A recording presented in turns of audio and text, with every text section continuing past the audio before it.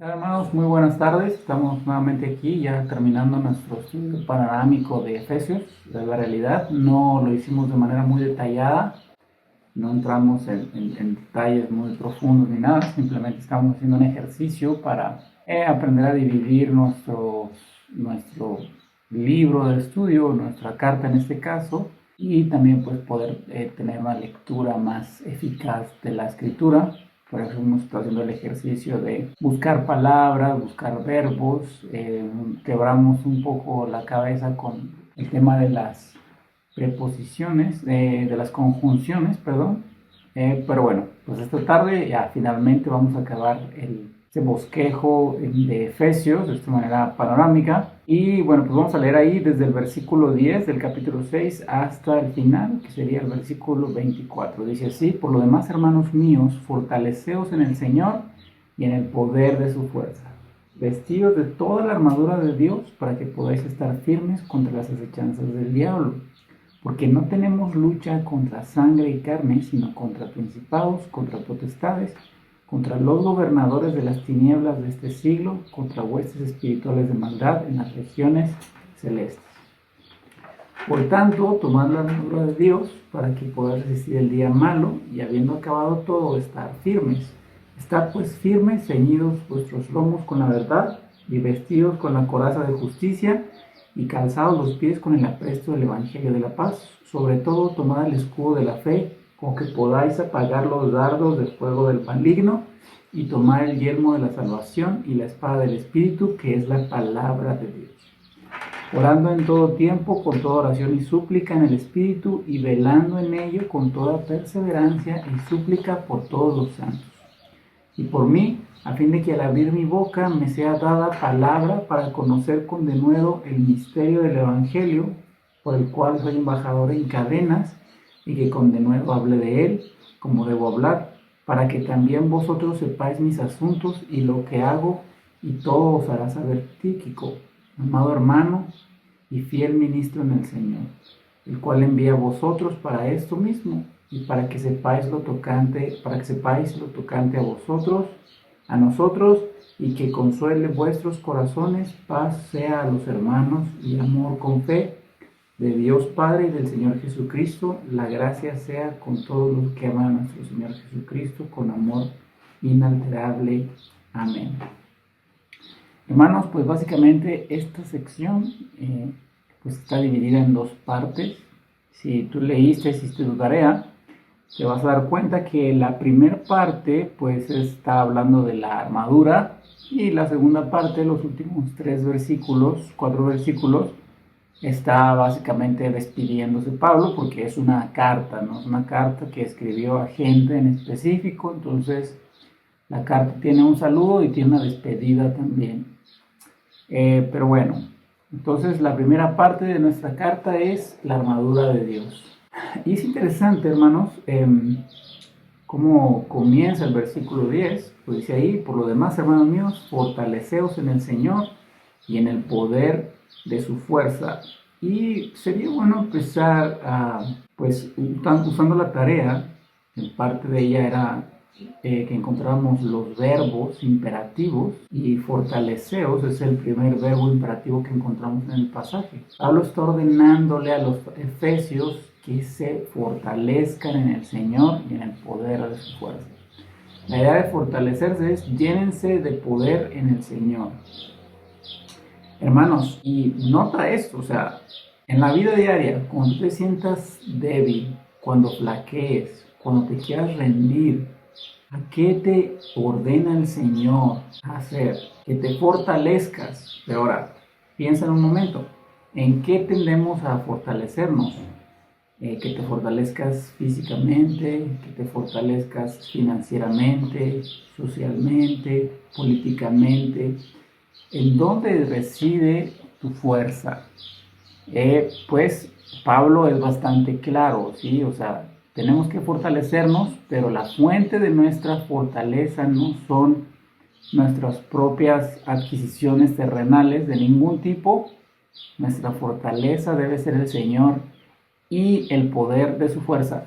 Es interesante esto, que él no solo dice que nos fortalezcamos en el Señor, sino también en el poder de su fuerza, porque esto deja en claro que no depende de tu destreza, de tu habilidad para ir y fortalecerte. Depende en sí de la fuente en la cual estás buscando esta fortaleza. Entonces, es importante notar esto, que debemos fortalecernos en el Señor y en el poder de su fuerza. Nosotros en circunstancias solemos pensar cuán complicado es lo que estamos pasando. Entonces meditamos y le dedicamos más tiempo a la dificultad en sí, a analizarla y encontrarle la razón y el por qué, en vez de enfocarnos en qué tan poderoso es el Dios en el que creemos y que nos puede librar de dicha circunstancia. Entonces, a esto nos está llamando Pablo, a que nos fortalezcamos en el Señor y en el poder de su fuerza. Ahora, hermano, fíjate bien, dice ahí, fortaleceos en el Señor. ¿Sabes? Los nombres de Jesús a lo largo de las Escrituras, los nombres con los que Él se revelan, no es porque haya diferentes dioses, ¿no? Solo es un Dios en tres personas.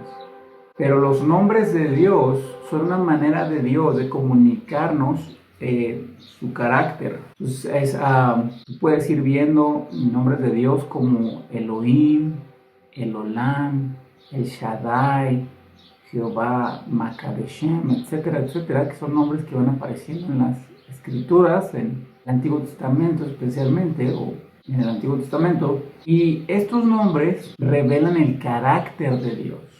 Sí, Dios se revela con estos nombres para que nosotros podamos conocer cómo es Dios.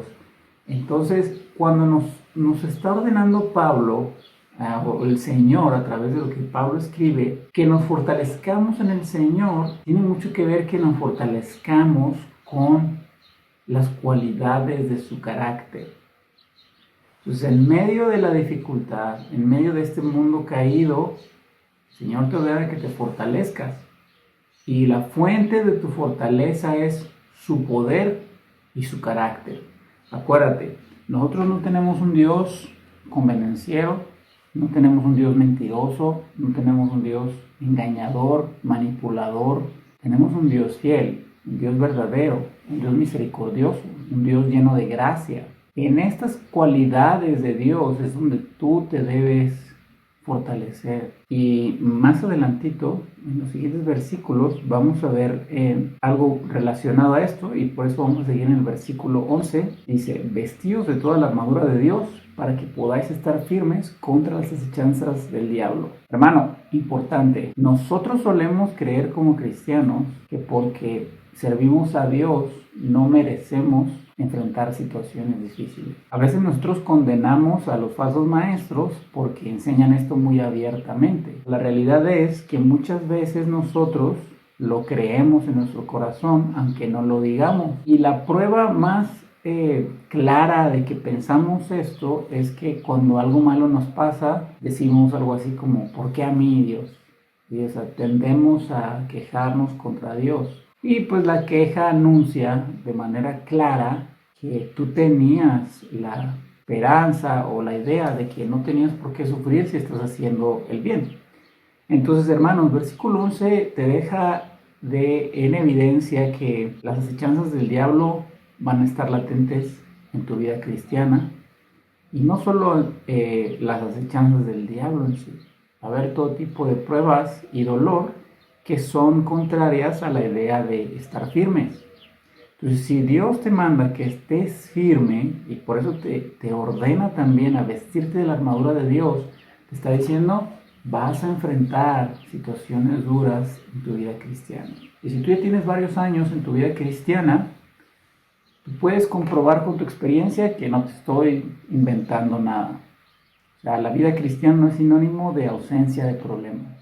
Hay toda clase de problemas y el Señor nos manda a estar firmes y nos provee de esta armadura que vamos a hablar más adelante, que acaba de mencionar el versículo 11, y que también es interesante en cómo debemos estar firmes, que es la actitud a la que nos manda el Señor, pero también empieza a narrar, a describir las acciones de Satanás, ¿no? Si hay que demostrar firmes contra las acechanzas del diablo. Y esta idea de acechanzas del diablo es como cuando un animal, un depredador, anda por ahí merodeando, ¿sí?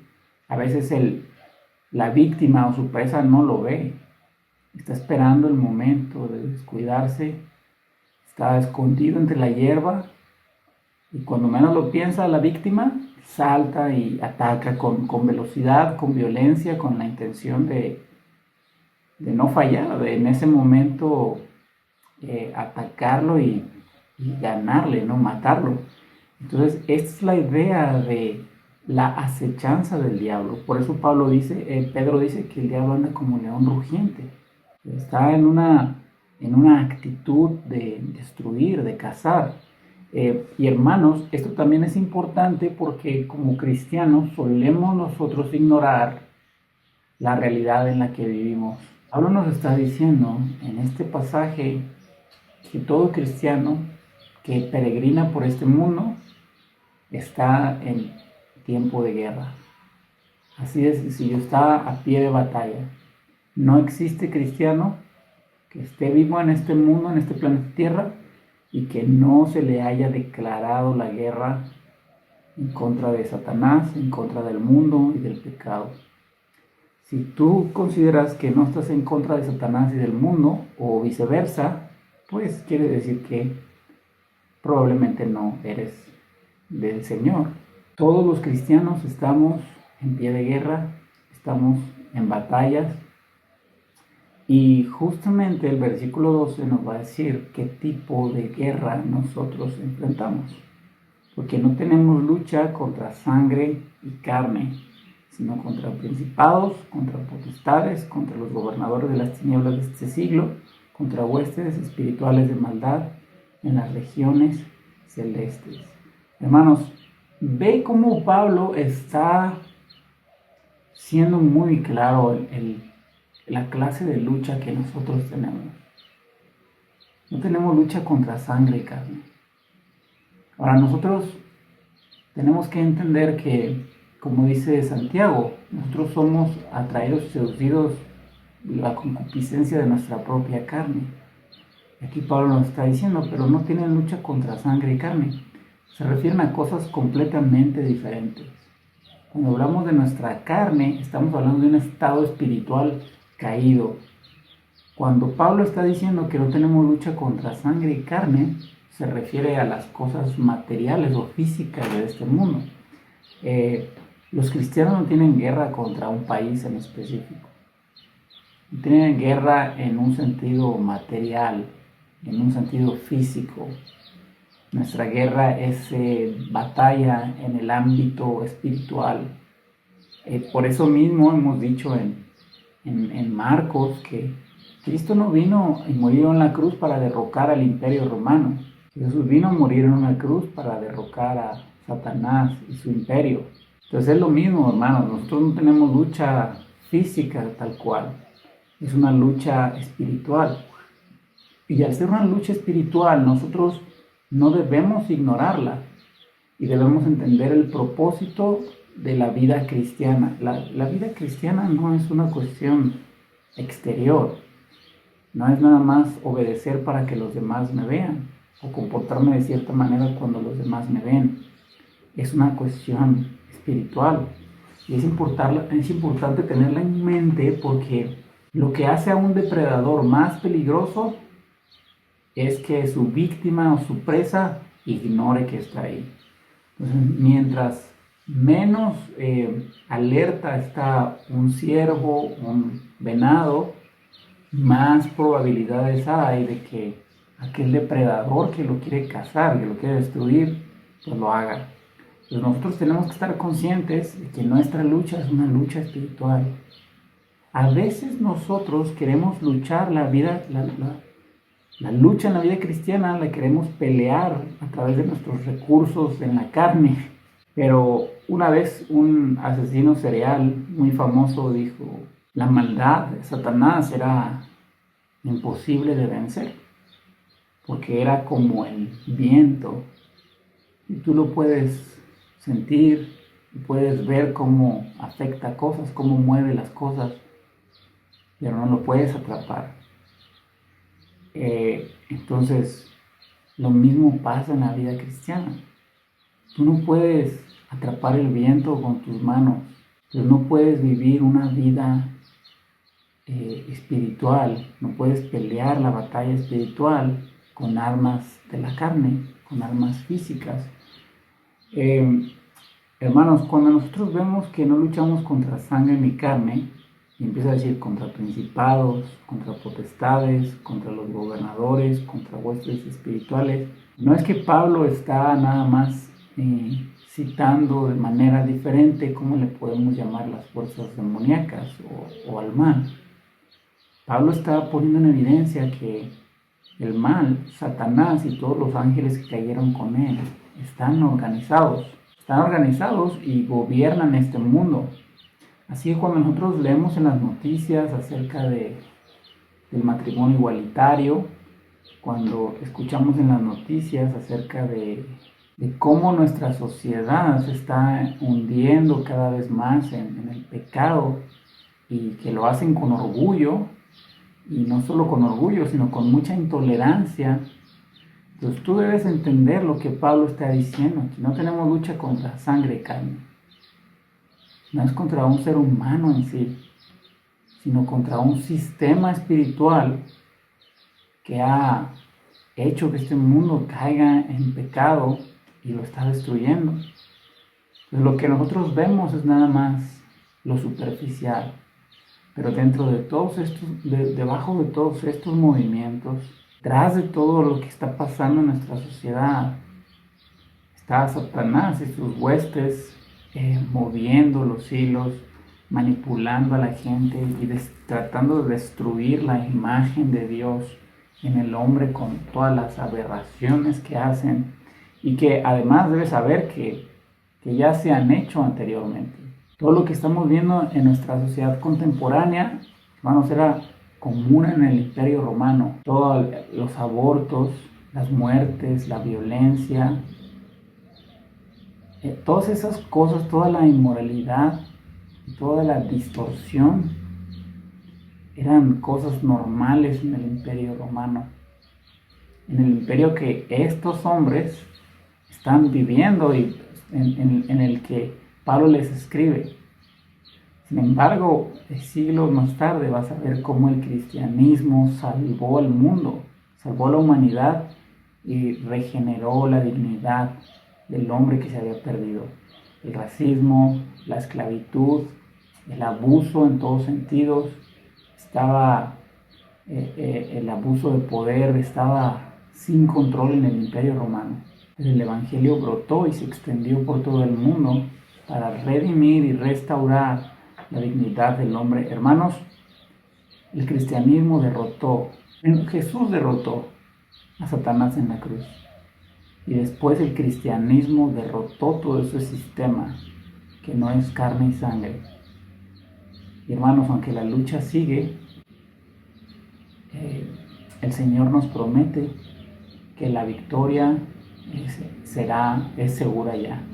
Y entonces, al final de cuentas, Él terminará vencedor. Por más difícil que se pueda ver la situación, por más adversa, por más que parece que la gente mala prospera más, que las cosas que son en contra de Dios prosperan más, hermanos, Él tiene la victoria asegurada, ya la conquistó. Y por lo tanto nosotros debemos fortalecernos otra vez, no en nuestras fuerzas, no en lo que nosotros logramos, sino en lo que Cristo logró. Entonces, hermanos, todo lo que estamos viendo en nuestra sociedad, debemos oponernos a ellos y debemos resistir, como nos acaba de decir Pablo. Pero debemos tener en la mente que no luchamos contra carne y sangre, que hay algo, que hay un reino detrás de todas estas cosas, que empuja, que direcciona, que mueve y que está buscando a toda cosa destruir la dignidad de la imagen que Dios puso en el hombre al crearlo. Versículo 13. Por tanto, tomad la armadura de Dios para que podáis resistir en el día malo, habiendo acabado todo, estad firmes.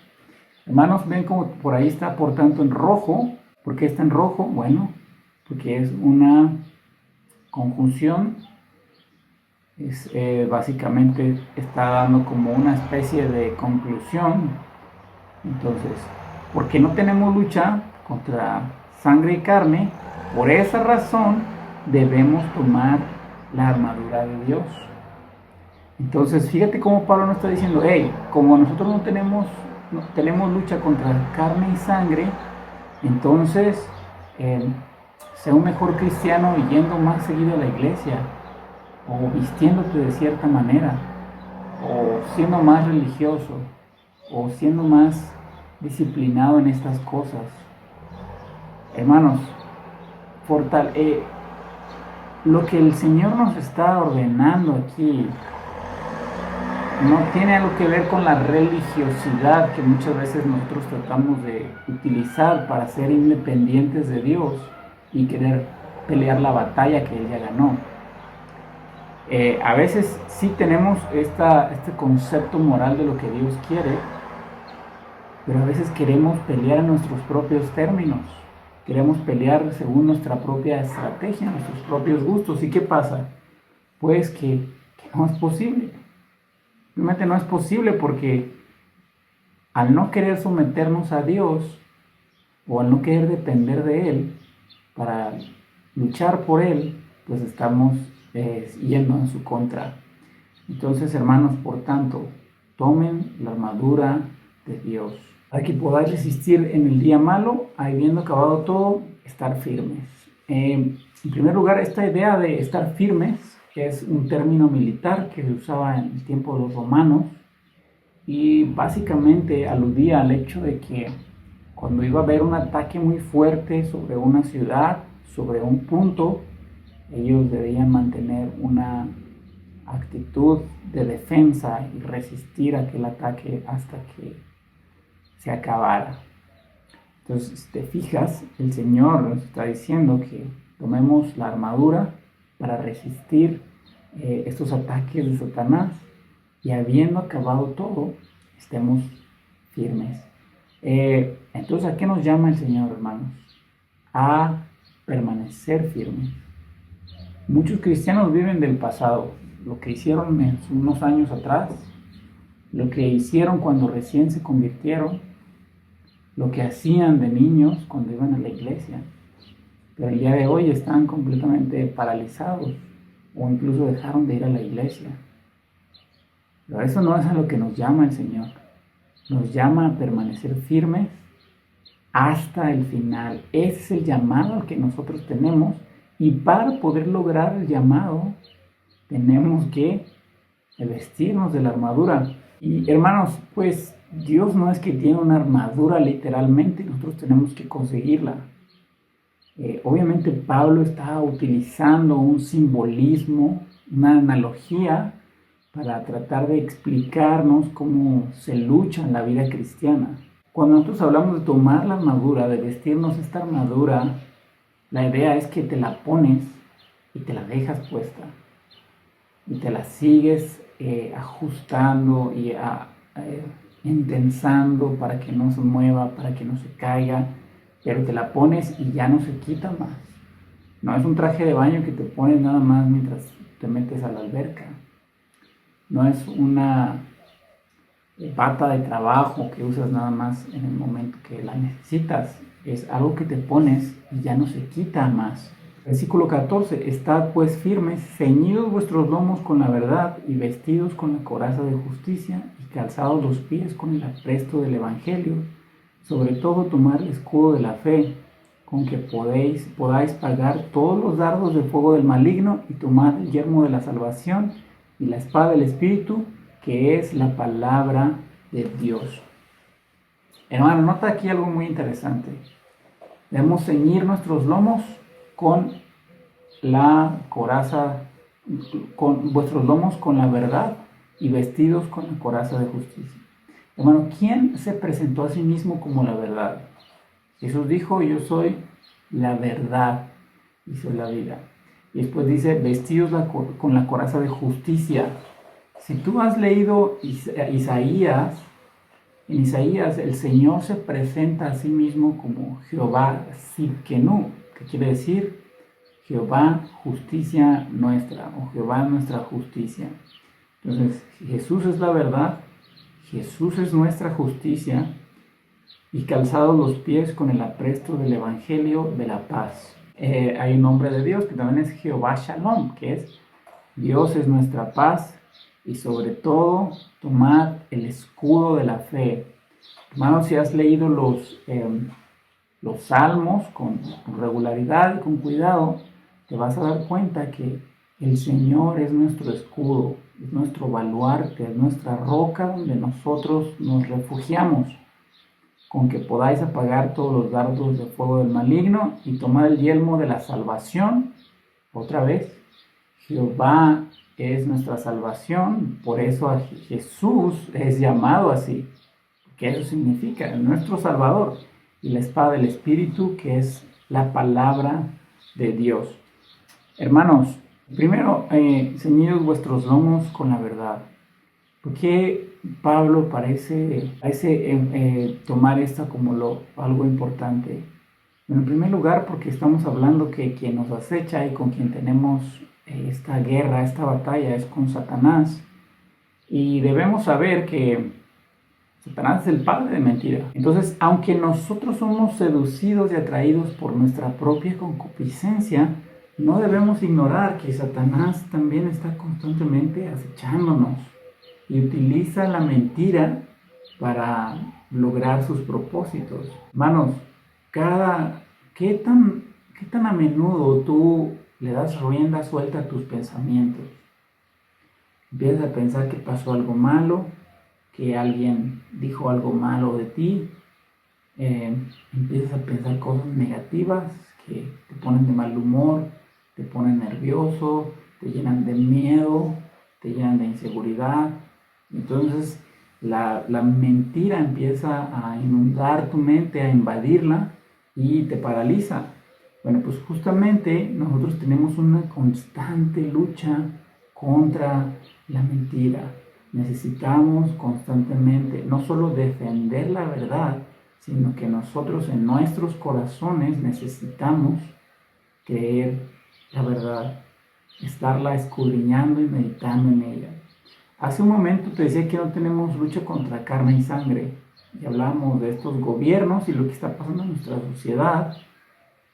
Hermano, pero también cuando tú tienes problemas con tu esposo o con tu esposa, cuando quieres tratar mal a alguien, cuando te tientas a hacer algo ilegal en tu trabajo, cuando tienes la oportunidad de hacer algo que no agrada y deshonra a Dios. Hermano, esas cosas no son meramente humanas, no son nada más una situación que se dio y te sentiste tentado. Es el acecho de Satanás. Es el deseo de Satanás de destruirte y de hacer que traigas el nombre de Dios abajo y lo deshonres. Así que a veces creemos que es una simple tentación inocente que no hace mucho, pero en realidad es la trampa de Satanás para destruirnos, porque anda como león rugiente acechando al cristiano. Entonces, al momento en que nosotros empezamos a ignorar la importancia de la lucha que estamos llevando, que estamos librando, nos ponemos en más peligro. Así que debemos ceñir nuestros lomos con la verdad. Por eso, Filipenses en el capítulo 4 nos dice, si hay algo digno de alabanza, si hay algo bueno, amable, verdadero, en esto pensar, en estas cosas ocupa tu tiempo, en lo que es verdadero, no en todas las mentiras que comúnmente nosotros nos hacemos. Pero hermano, esto no es así como una especie de psicología de ser positivos. Es una disciplina espiritual de permanecer en la verdad. Porque a veces nosotros nos derrumbamos con cosas que imaginamos que ni siquiera sabes si realmente van a pasar. Bueno, vestidos con la coraza de justicia y calzados los pies con el apresto del Evangelio de la paz.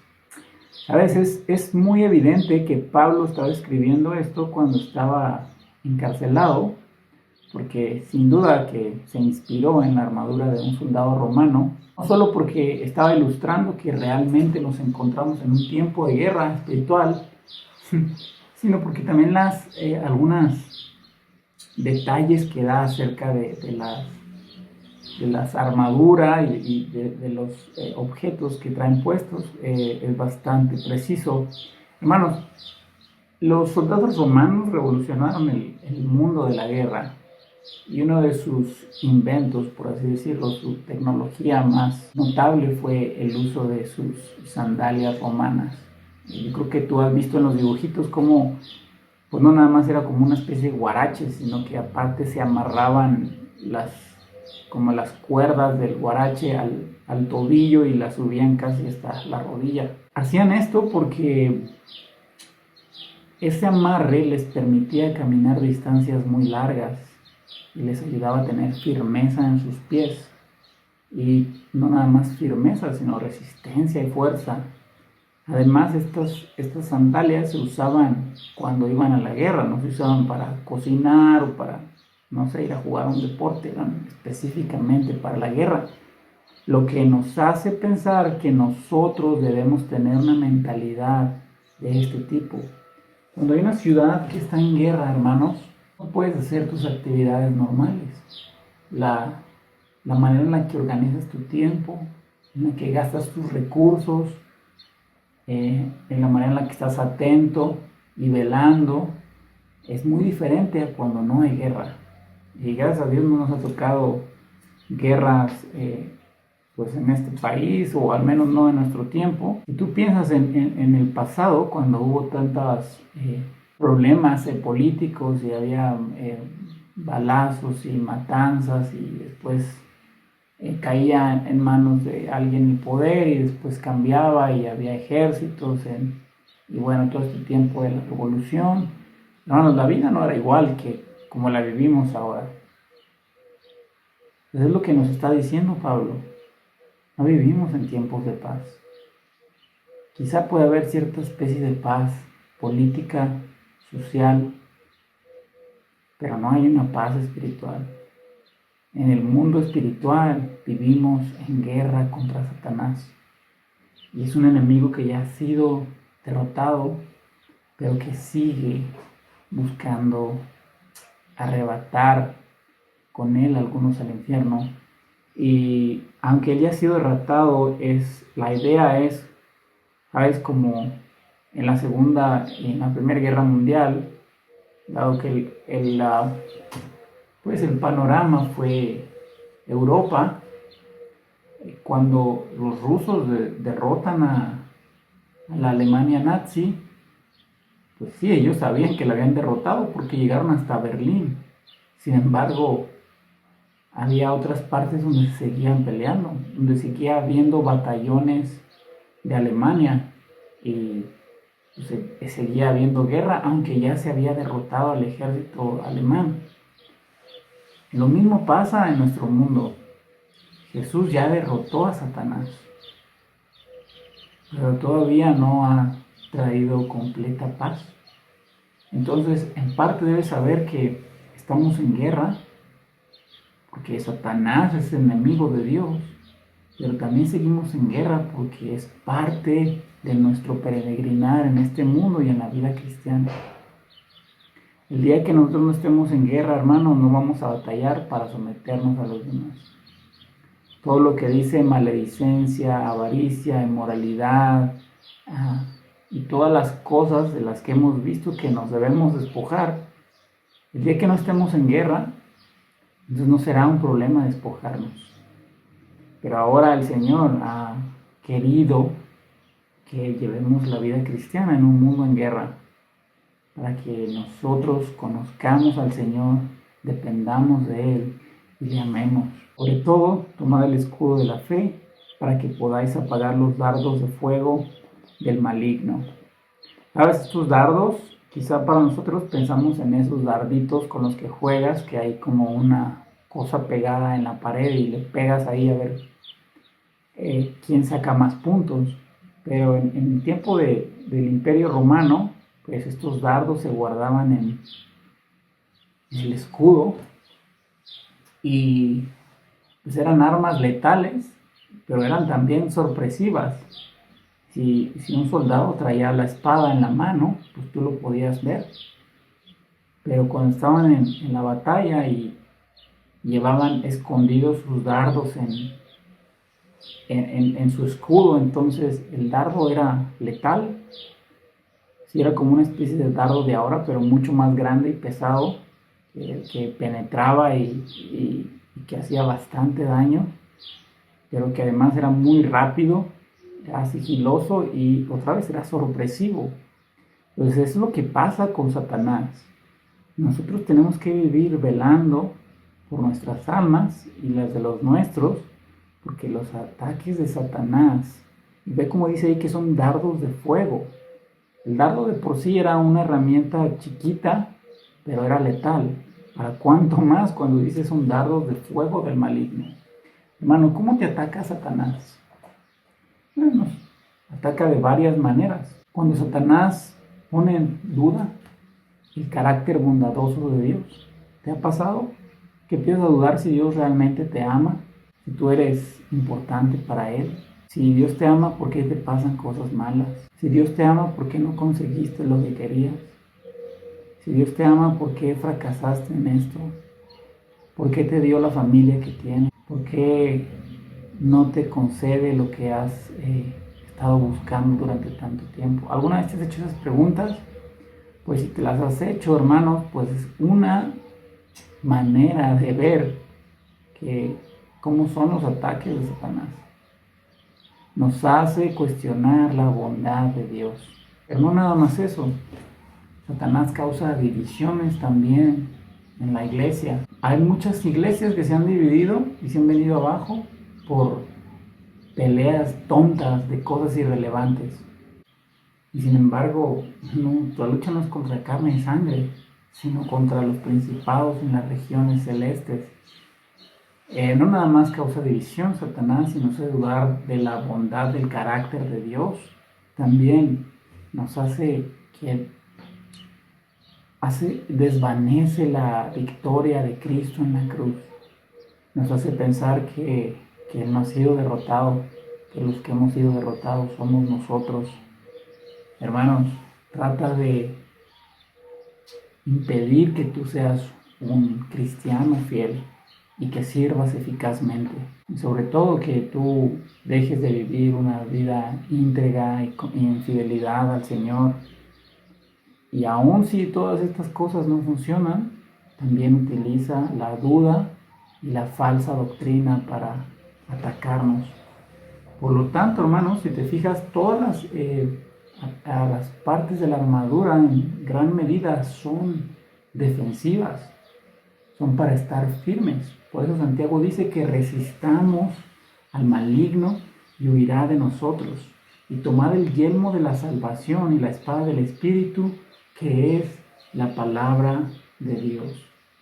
Hermano, si Satanás te quiere derrotar, si te quiere derrumbar, lo que va a hacer es acusarte y hacerte sentir que no eres amado. Va a tratar de desvanecer de tu mente todo lo que Pablo nos ha enseñado en los primeros 3 capítulos. Que Cristo murió por ti, que te compró, que has sido adoptado, que fuiste elegido, que fuiste predestinado, que has sido sellado y que te has hecho coheredero porque ahora eres de la familia de Dios. Si hay algo que Satanás va a atacar, va a ser eso. Hermano, todas las cosas que te pasan en tu vida, todos los obstáculos que tú presentas, que se te presentan, no son una coincidencia. Nosotros luchamos una batalla que no es contra sangre y carne, sino contra huestes de maldad en las regiones celestes. Es una batalla espiritual. Y el versículo 18 encierra bien cómo nosotros debemos o podemos hacernos de la armadura espiritual. Dice, orando en todo tiempo, con toda oración y súplica en el Espíritu, y velando en ello con toda perseverancia y súplica por todos los santos y por mí, al fin de que abrir mi boca me sea dada palabra para dar a conocer con denuedo el misterio del Evangelio, por el cual soy embajador en cadenas, y con denuedo hable de él como debo hablar. Hermano, ¿sabes por qué constantemente empezamos a creer mentiras? No queremos servir, dudamos de la bondad de Dios, andamos ahí en división por cosas tontas, caemos en inmoralidad, peleamos con nuestros esposos, con nuestra familia. Vemos la oración como el último recurso, cuando debe ser nuestro primer recurso. Porque no oramos con súplica en el Espíritu, oramos nada más mecánicamente, oramos porque hay que hacerlo, no porque necesitamos hacerlo. Así que hermanos, debemos recordar que Pablo nos está dando estos primeros 3 capítulos doctrina, y el resto de los otros 3 capítulos son instrucciones. Todo lo que Pablo enseña de doctrina, creerlo es una lucha espiritual. Y todas las instrucciones que nos da descansan en la doctrina y en la realidad que Cristo murió por mí. Y no murió por casualidad. Dios lo envió a salvarme. Esa debe ser nuestra esperanza y es la parte esencial de la armadura del Señor.